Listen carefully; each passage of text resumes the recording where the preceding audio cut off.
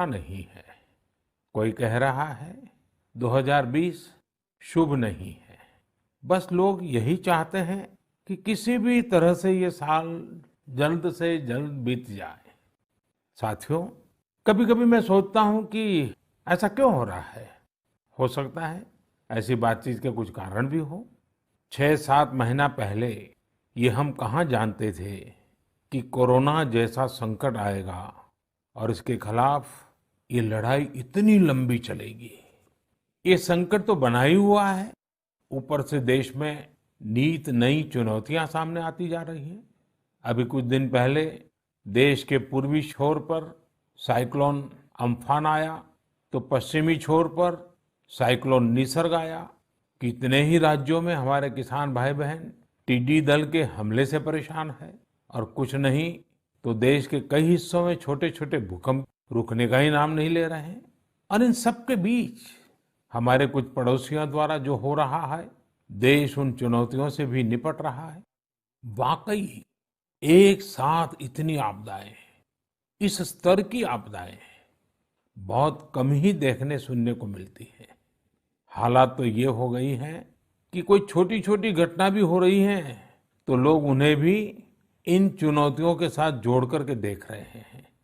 साथियों, मुश्किलें आती है, संकट आते हैं, लेकिन सवाल यही है कि क्या इन आपदाओं की वजह से हमें साल 2020 को खराब मान लेना चाहिए?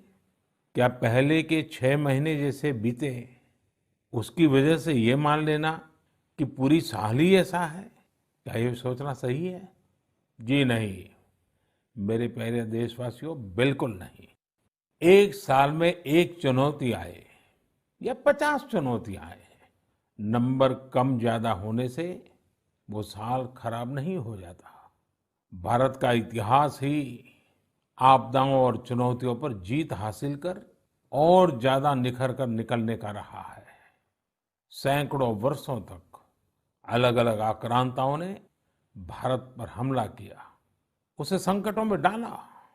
लोगों को लगता था कि भारत की संरचना ही नष्ट हो जाएगी, भारत की संस्कृति ही समाप्त हो जाएगी।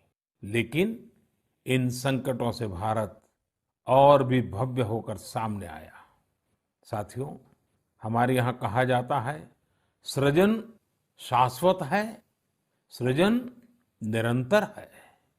मुझे एक गीत की कुछ पंक्तियां याद आ रही हैं। यह कल कल छल छल बहती, क्या कहती गंगा धारा। यह कल कल छल छल बहती, क्या कहती गंगा धारा।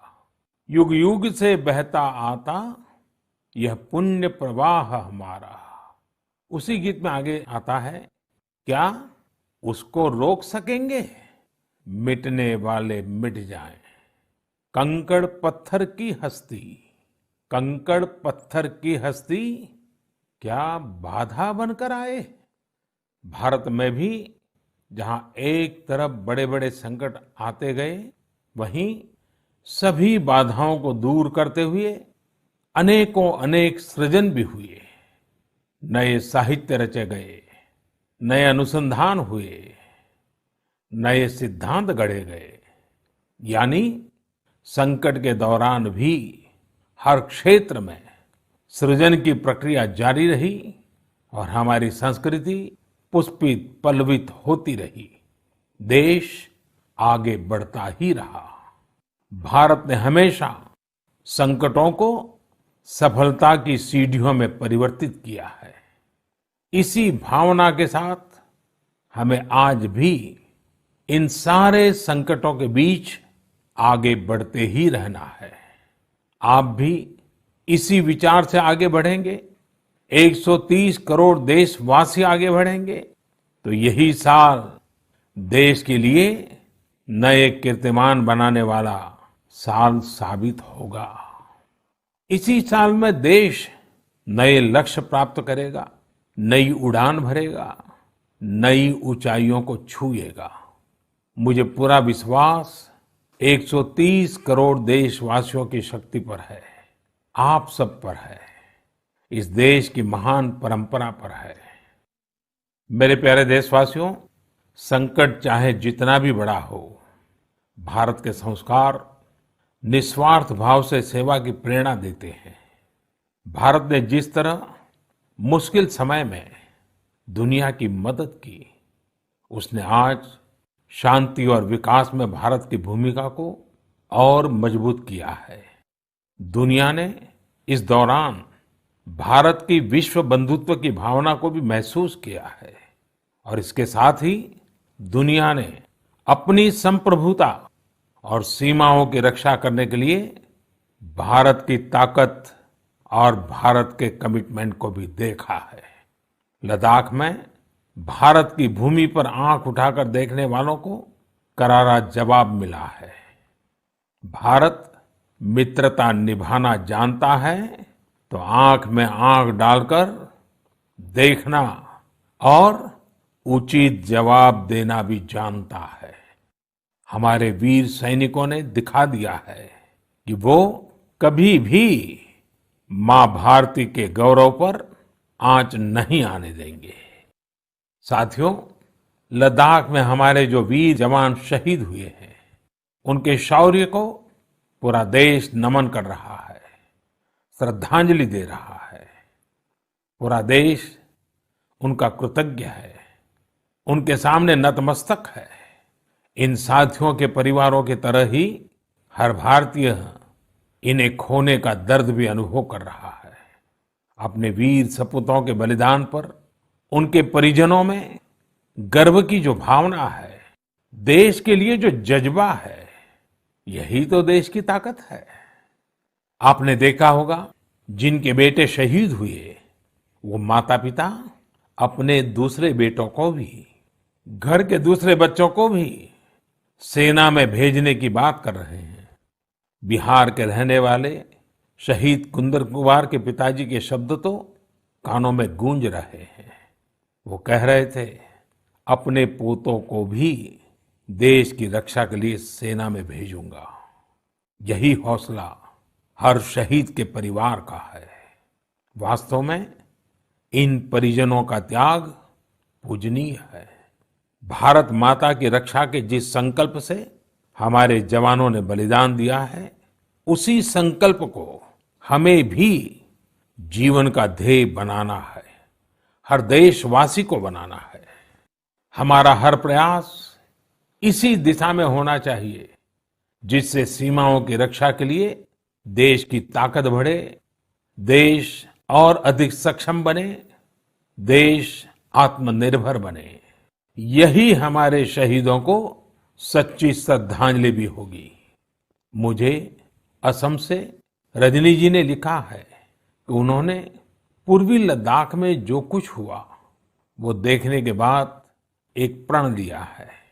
प्रण ये कि वो लोकल ही खरीदेंगे, इतना ही नहीं, लोकल के लिए वोकल भी होगी।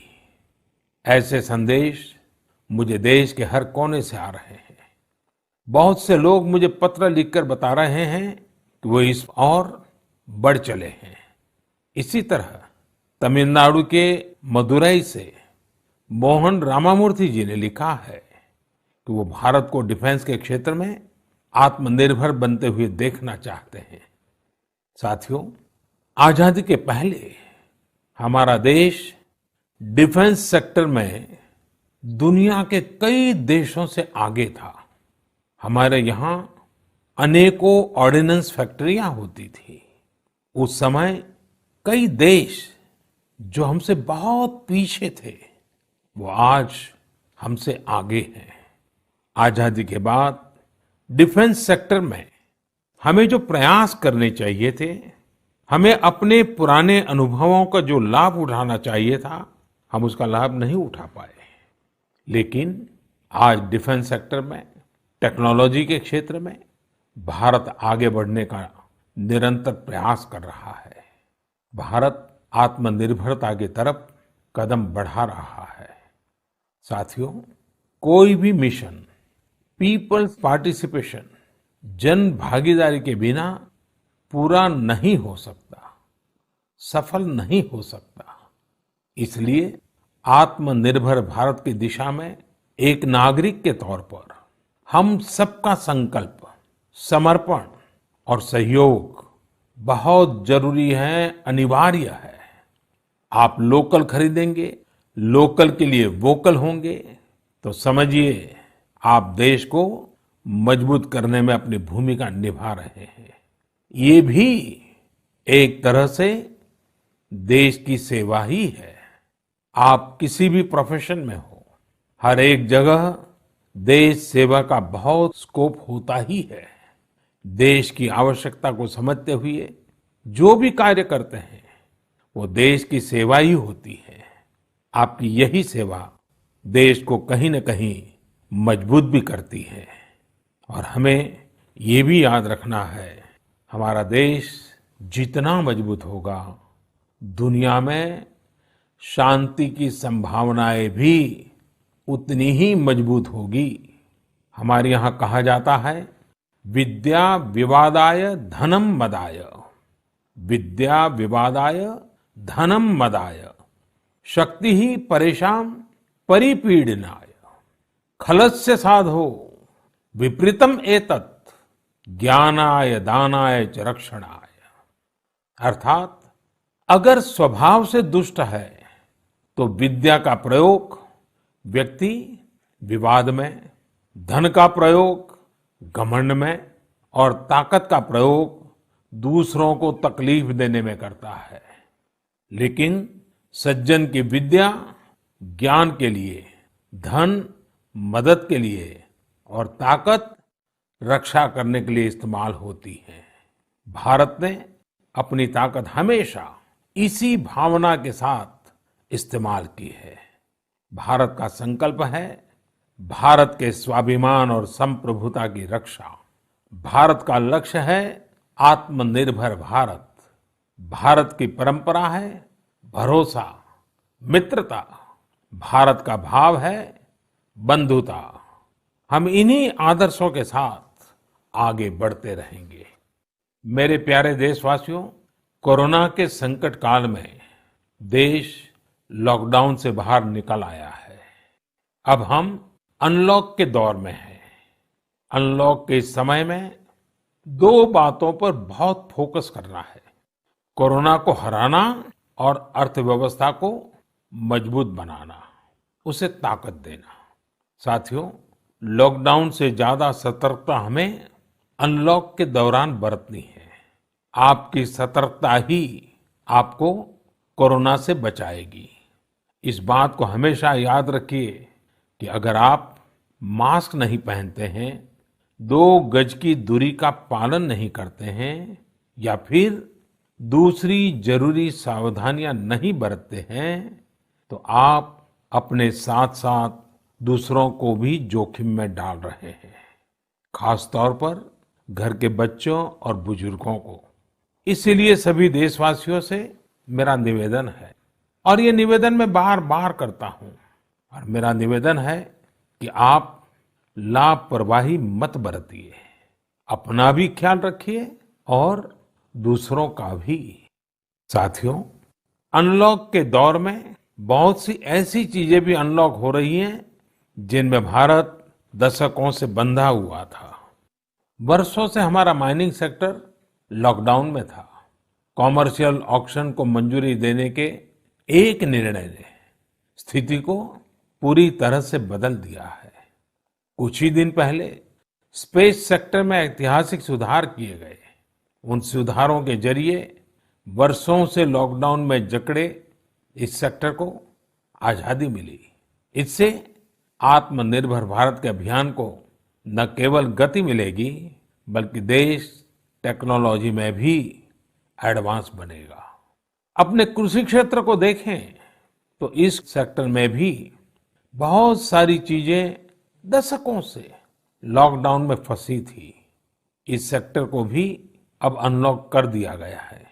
इससे जहां एक तरफ किसानों को अपनी फसल कहीं पर भी किसी को भी बेचने की आजादी मिली है, वहीं दूसरी तरफ उन्हें अधिक ऋण मिलना भी सुनिश्चित हुआ है। ऐसे अनेक क्षेत्र हैं जहां हमारा देश इन सब संकटों के बीच ऐतिहासिक निर्णय लेकर विकास के नए रास्ते खोल रहा है। मेरे प्यारे देशवासियों, हर महीने हम ऐसी खबरें पढ़ते और देखते हैं जो हमें भावुक कर देती है। यह हमें इस बात का स्मरण कराती है कि कैसे हर भारतीय एक दूसरे की मदद के लिए तत्पर है। वह जो कुछ भी कर सकता है उसे करने में जुटा है। अरुणाचल प्रदेश की एक ऐसी ही प्रेरक कहानी मुझे मीडिया में पढ़ने को मिली। यहाँ सियांग जिले के मिरेम गांव ने वो अनोखा कार्य कर दिखाया जो समूचे भारत के लिए एक मिसाल बन गया है। इस गांव के कई लोग बाहर रहकर नौकरी करते हैं। गांव वालों ने देखा कि कोरोना महामारी के समय ये सभी अपने गांव की ओर लौट रहे हैं। ऐसे में गांव वालों ने पहले से ही गांव के बाहर क्वारंटीन का इंतजाम करने का फैसला किया।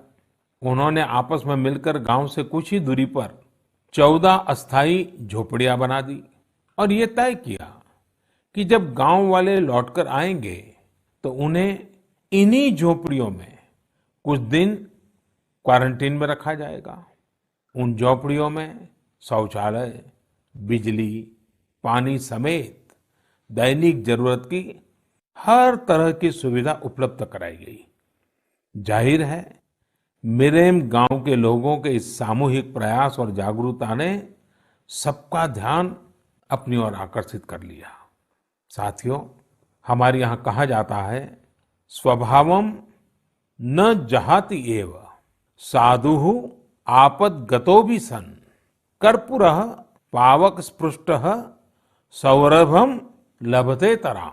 अर्थात जैसे कपूर आग में तपने पर भी अपनी सुगंध नहीं छोड़ता, वैसे ही अच्छे लोग आपदा में भी अपने गुण, अपना स्वभाव नहीं छोड़ते। आज हमारे देश की जो श्रम शक्ति है, जो श्रमिक साथी हैं, वो भी इसका जीता जागता उदाहरण है। आप देखिए, इन दिनों हमारे प्रवासी श्रमिकों की ऐसी कितनी ही कहानियां आ रही हैं जो पूरे देश को प्रेरणा दे रही है। यूपी के बाराबंकी में गांव लौटकर आए मजदूरों ने कल्याणी नदी का प्राकृतिक स्वरूप लौटाने के लिए काम शुरू कर दिया। नदी का उद्धार होता देख आसपास के किसान, आसपास के लोग भी उत्साहित हैं। गांव में आने के बाद क्वारंटीन सेंटर में रहते हुए, आइसोलेशन सेंटर में रहते हुए हमारे श्रमिक साथियों ने जिस तरह अपने कौशल्य का इस्तेमाल करते हुए अपने आसपास की स्थितियों को बदला है, वो अद्भुत है। लेकिन साथियों, ऐसे कितने ही किस्से, कहानियां देश के लाखों गांवों के हैं जो हम तक नहीं पहुंच पाए हैं। जैसा हमारे देश का स्वभाव है, मुझे विश्वास है साथियों कि आपके गांव में भी, आपके आसपास भी ऐसी अनेक घटनाएं घटी होगी।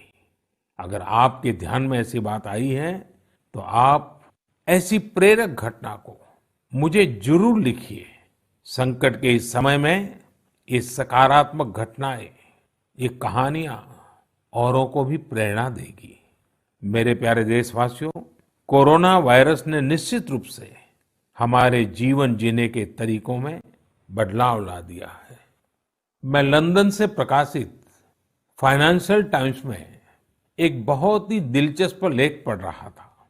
इसमें लिखा था कि कोरोना काल के दौरान अदरक, हल्दी समेत दूसरे मसालों की मांग एशिया के अलावा अमेरिका तक में भी बढ़ गई है। पूरी दुनिया का ध्यान इस समय अपनी इम्यूनिटी बढ़ाने पर है और इम्यूनिटी बढ़ाने वाली इन चीजों का संबंध हमारे देश से है। हमें इनकी खासियत विश्व के लोगों को ऐसी सहज और सरल भाषा में बतानी चाहिए जिससे वे आसानी से समझ सकें और हम एक हेल्थियर प्लेनेट बनाने में अपना योगदान दे सकें।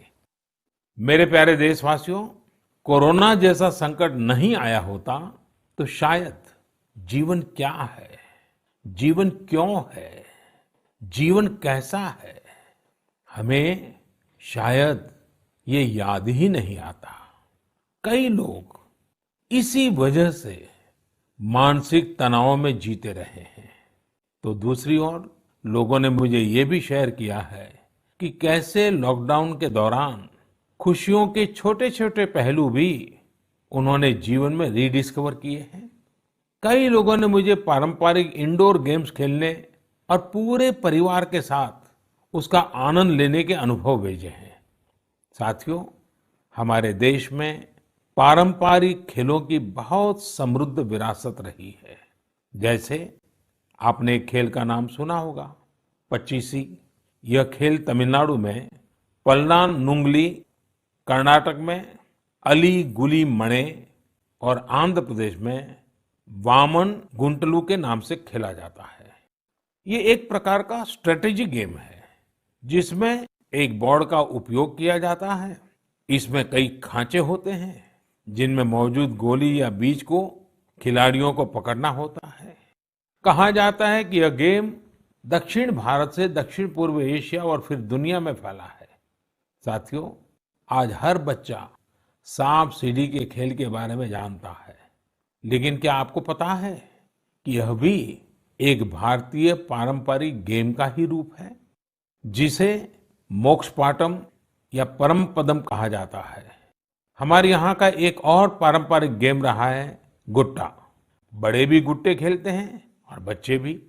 बस एक ही साइज के 5 छोटे पत्थर उठाएं और आप गुट्टे खेलने के लिए तैयार। एक पत्थर हवा में उछालिए और जब तक वो पत्थर हवा में हो आपको जमीन पर रखे बाकी पत्थर उठाने होते हैं। आम तौर पर हमारे यहाँ इंडोर खेलों में कोई बड़े साधनों की जरूरत नहीं होती है।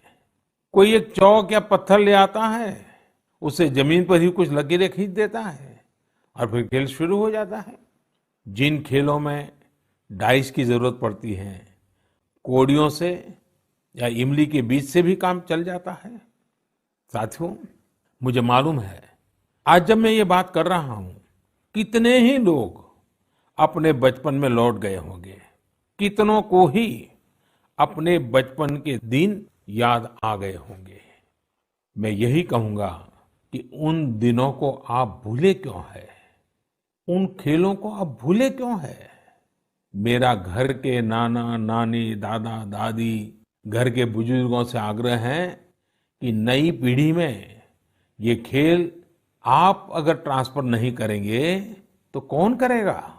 जब ऑनलाइन पढ़ाई की बात आ रही है तो बैलेंस बनाने के लिए, ऑनलाइन खेल से मुक्ति पाने के लिए भी हमें ऐसे करना ही होगा। हमारी युवा पीढ़ी के लिए भी, हमारे स्टार्टअप्स के लिए भी यहाँ एक नया अवसर है और मजबूत अवसर है। हम भारत के पारंपरिक इंडोर गेम्स को नए और आकर्षक रूप में प्रस्तुत करें। उनसे जुड़ी चीजों को जुटाने वाले, सप्लाई करने वाले स्टार्टअप्स बहुत पॉपुलर हो जाएंगे। और हमें ये भी याद रखना है, हमारे भारतीय खेल भी तो लोकल है और हम लोकल के लिए वोकल होने का प्रण पहले ही ले चुके हैं। और मेरे बाल सखा मित्रों, हर घर के बच्चों से, मेरे नन्हे साथियों से भी आज मैं एक विशेष आग्रह करता हूं। बच्चे, आप मेरा आग्रह मानेंगे ना? देखिए, मेरा आग्रह है कि मैं जो कहता हूं आप जरूर करिए। एक काम करिए, जब थोड़ा समय मिले तो माता पिता से पूछकर मोबाइल उठाइए और अपने दादा दादी, नाना नानी या घर में जो भी बुजुर्ग हैं उनका इंटरव्यू रिकॉर्ड कीजिए। अपने मोबाइल फोन में रिकॉर्ड करिए।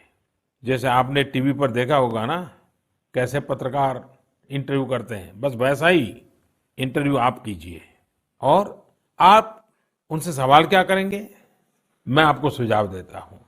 आप उनसे जरूर पूछिए कि वो बचपन में उनका रहन सहन कैसा था, वो कौन से खेल खेलते थे, कभी नाटक देखने जाते थे, सिनेमा देखने जाते थे, कभी छुट्टियों में मामा के घर जाते थे, कभी खेत खलिहान में जाते थे, त्योहार कैसे मनाते थे।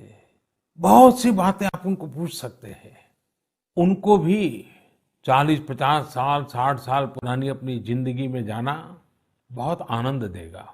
और आपके लिए 40-50 साल पहले का हिंदुस्तान कैसा था, आप जहाँ रहते हैं वो इलाका कैसा था, वहाँ परिसर कैसा था, लोगों के तौर तरीके क्या थे, सब चीजें बहुत आसानी से आपको सीखने को मिलेगी, जानने को मिलेगी। और आप देखिए आपको बहुत मजा आएगा। और परिवार के लिए एक बहुत ही अमूल्य खजाना, एक अच्छा वीडियो एल्बम भी बन जाएगा। साथियों, ये सत्य है कि आत्मकथा या जीवनी, ऑटोबायोग्राफी या बायोग्राफी, इतिहास की सच्चाई के निकट जाने के लिए बहुत ही उपयोगी माध्यम होती है। आप भी अपने बड़े बुजुर्गों से बातें करेंगे तो उनके समय की बातों को, उनके बचपन, उनके युवा काल की बातों को और आसानी से समझ पाएंगे। ये बेहतरीन मौका है कि बुजुर्ग भी अपने बचपन के बारे में, उस दौर के बारे में अपने घर के बच्चों को बताएं। साथियों, देश के एक बड़े हिस्से में अब मानसून पहुंच चुका है। इस बार बारिश को लेकर मौसम विज्ञानी भी बहुत उत्साहित हैं, बहुत उम्मीद जता रहा है। बारिश अच्छी होगी तो हमारे किसानों की फसलें अच्छी होगी, वातावरण भी हरा भरा होगा। बारिश के मौसम में प्रकृति भी जैसे खुद को रिजुवेनेट कर लेती है। मानव प्राकृतिक संसाधनों का जितना दोहन करता है, प्रकृति एक तरह से बारिश के समय उनकी भरपाई करती है, रिफिलिंग करती है। लेकिन ये रिफिलिंग तभी हो सकती है जब हम भी इसमें अपनी धरती माँ का साथ दें, अपना दायित्व निभाएं। हमारे द्वारा किया गया थोड़ा सा प्रयास प्रकृति को, पर्यावरण को बहुत मदद करता है। हमारे कई देशवासी तो इसमें बहुत बड़ा काम कर रहे हैं। कर्नाटक के मंडावली में एक 80-85 साल के बुजुर्ग हैं कामेगौड़ा जी। कामेगौड़ा जी एक साधारण किसान है, लेकिन उनका व्यक्तित्व बहुत असाधारण है। उन्होंने एक ऐसा काम किया है कि कोई भी आश्चर्य में पड़ जाएगा। 80-85 साल के कामेगौड़ा जी अपने जानवरों को चराते हैं, लेकिन साथ साथ उन्होंने अपने क्षेत्र में नए तालाब बनाने का भी बीड़ा उठाया हुआ है। वे अपने इलाके में पानी की समस्याओं को दूर करना चाहते हैं, इसलिए जल संरक्षण के काम में छोटे छोटे तालाब बनाने के काम में जुटे हैं। आप हैरान होंगे कि 80-85 वर्ष के कामेगौड़ा जी अब तक 16 तालाब खोद चुके हैं अपनी मेहनत से, अपने परिश्रम से। हो सकता है कि जो तालाब उन्होंने बनाए वो बहुत बड़े ना हो, लेकिन उनका ये प्रयास बहुत बड़ा है। आज पूरे इलाके को इन तालाबों से एक नया जीवन मिला है। साथियों, गुजरात के वडोदरा का भी एक उदाहरण बहुत प्रेरक है। यहाँ जिला प्रशासन और स्थानीय लोगों ने मिलकर एक दिलचस्प मुहिम चलाई। इस मुहिम की वजह से आज वडोदरा में 1000 स्कूलों में रेन वाटर हार्वेस्टिंग होने लगी है। एक अनुमान है कि इस वजह से हर साल औसतन करीब 10 करोड़ लीटर पानी बेकार बह जाने से बचाया जा रहा है। साथियों, इस बरसात में प्रकृति की रक्षा के लिए, पर्यावरण की रक्षा के लिए हमें भी कुछ इसी तरह सोचने की, कुछ करने की पहल करनी चाहिए। जैसे कई स्थानों पर गणेश चतुर्थी को लेकर तैयारियां शुरू होने जा रही होगी। क्या इस बार हम प्रयास कर सकते हैं कि इको फ्रेंडली गणेश जी की प्रतिमाएं बनाएंगे और उन्हीं का पूजन करेंगे? क्या हम ऐसी प्रतिमाओं के पूजन से बच सकते हैं जो नदी तालाबों में विसर्जित किए जाने के बाद जल के लिए, जल में रहने वाले जीव जंतुओं के लिए संकट बन जाती है? मुझे विश्वास है आप ऐसा जरूर करेंगे। और इन सब बातों के बीच हमें ये भी ध्यान रखना है कि मानसून के सीजन में कई बीमारियां भी आती हैं। कोरोना काल में हमें इनसे भी बचकर रहना है। आयुर्वेदिक औषधियां, काढ़ा, गर्म पानी, इन सब का इस्तेमाल करते रहिए, स्वस्थ रहिए। मेरे प्यारे देशवासियों, आज 28 जून को भारत अपने एक भूतपूर्व प्रधानमंत्री को श्रद्धांजलि दे रहा है, जिन्होंने एक नाजुक दौर में देश का नेतृत्व किया। हमारे ये पूर्व प्रधानमंत्री श्री पीवी नरसिम्हा राव जी की आज जन्म शताब्दी वर्ष की शुरुआत का दिन है। जब हम पीवी नरसिम्हा राव जी के बारे में बात करते हैं तो स्वाभाविक रूप से राजनेता के रूप में उनकी छवि हमारे सामने उभरती है। लेकिन ये भी सच्चाई है कि वो अनेक भाषाओं को जानते थे, भारतीय एवं विदेशी भाषाएं बोल लेते थे। वे एक और भारतीय मूल्यों में रचे बसे थे तो दूसरी ओर उन्हें पाश्चात्य साहित्य और विज्ञान का भी ज्ञान था। वे भारत के सबसे अनुभवी नेताओं में से एक थे। लेकिन उनके जीवन का एक और पहलू भी है और वो उल्लेखनीय है, हमें जानना भी चाहिए। साथियों, नरसिम्हा राव जी अपनी किशोरावस्था में ही स्वतंत्रता आंदोलन में शामिल हो गए थे। जब हैदराबाद के निजाम ने वंदे मातरम गाने की अनुमति देने से इनकार कर दिया था, तब उनके खिलाफ आंदोलन में उन्होंने भी सक्रिय रूप से हिस्सा लिया था। उस समय उनकी उम्र सिर्फ 17 साल थी। छोटी उम्र से ही श्रीमान नरसिम्हा राव अन्याय के खिलाफ आवाज उठाने में आगे थे। अपनी आवाज बुलंद करने में कोई कोर कसर बाकी नहीं छोड़ते थे। नरसिम्हा राव जी इतिहास को भी बहुत अच्छी तरह समझते थे। बहुत ही साधारण पृष्ठभूमि से उठकर उनका आगे बढ़ना, शिक्षा पर उनका जोर, सीखने की उनकी प्रवृत्ति और इन सब के साथ उनकी नेतृत्व क्षमता, सब कुछ स्मरणीय है। मेरा आग्रह है कि नरसिम्हा राव जी के जन्म शताब्दी वर्ष में हम सभी लोग उनके जीवन और विचारों के बारे में ज्यादा से ज्यादा जानने का प्रयास करें। मैं एक बार फिर उन्हें अपनी श्रद्धांजलि अर्पित करता हूं। मेरे प्यारे देशवासियों, इस बार मन की बात में कई विषयों पर बात हुई। अगली बार जब हम मिलेंगे तो कुछ और नए विषयों पर बात होगी। आप अपने संदेश, अपने इनोवेटिव आइडियाज मुझे जरूर भेजते रहिए। हम सब मिलकर आगे बढ़ेंगे और आने वाले दिन और भी सकारात्मक होंगे। जैसा कि मैंने आज शुरू में कहा, हम इसी साल यानी 2020 में ही बेहतर करेंगे, आगे बढ़ेंगे और देश भी नई ऊंचाइयों को छुएगा।